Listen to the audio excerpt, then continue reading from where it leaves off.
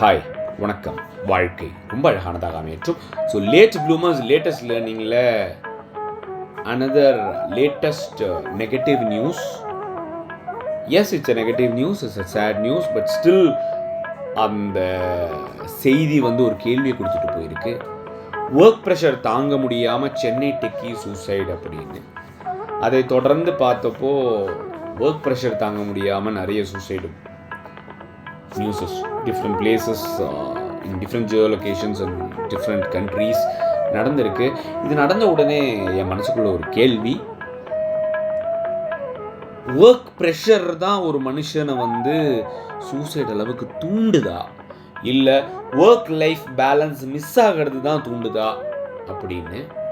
ஏன்னா everybody go through high pressure என்விரான்மெண்ட்டில் இருக்கிற சிச்சுவேஷன்ஸ். ஸோ எவ்வளோதான் ப்ரெஷர் கொடுங்கடா வேலையில், பிகாஸ் நம்ம சொல்லலாம் இந்த கார்பரேட்டில் ப்ரெஷர் அதிகமாக இருக்குது, அந்த கார்பரேட்டில் ப்ரெஷர் அதிகமாக இருக்குது அப்படின்ட்டு. பட் நாமளே ஒரு என்டர்ப்ரனர் ஆனோம், நாமளே ஒரு பாஸாக இருந்தோம் அப்படின்னா we try to extract the maximum from every resources. அது ஒரு இடத்துல Rajinikanth sir, super star Rajinikanth sir சொல்லியிருப்பார், அது பதவிக்குன்னு ஒரு போதை இருக்கும் அப்படின்னா, அந்த மாதிரி அந்த பொசிஷனில் போய் பார்த்தா தான் we try to extract the maximum அப்படின்னு தோணுமோ அப்படின்னு எனக்கு தோணுது.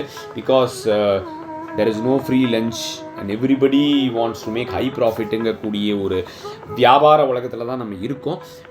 பட் ஆனால் எவ்வளோ வேணால் ப்ரெஷர் கொடுங்க, I am ready to work, I am ready to handle at one point that I will not trade off my work life balance. அதுதான் நமக்கு பீஸ் கொடுக்கும் அப்படிங்கக்கூடிய ஒரு புரிதலையும் கேள்வியும் தான் எனக்கு கொடுக்குது. So please share your thoughts, your comments. Is it okay to trade off our work life balance for work?